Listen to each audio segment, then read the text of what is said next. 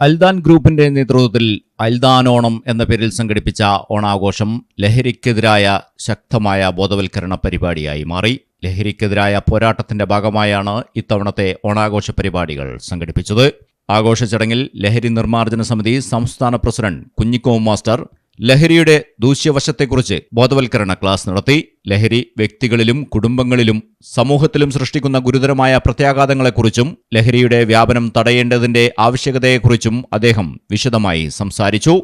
ഓണാഘോഷത്തിന്റെ ഭാഗമായി നടത്തിയ ബോധവൽക്കരണ പരിപാടി ജീവനക്കാരിലും സമൂഹത്തിലും ലഹരിവിരുദ്ധ സന്ദേശം ശക്തമായി എത്തിക്കുന്നതായി മാറി. സന്തോഷത്തിന്റെയും ഒരുമയുടെയും സന്ദേശമായ ഓണം ലഹരിക്കെതിരായ സാമൂഹിക പ്രതിബദ്ധതയുടെ വേദിയാക്കുകയായിരുന്നു അൽദാൻ ഗ്രൂപ്പ്.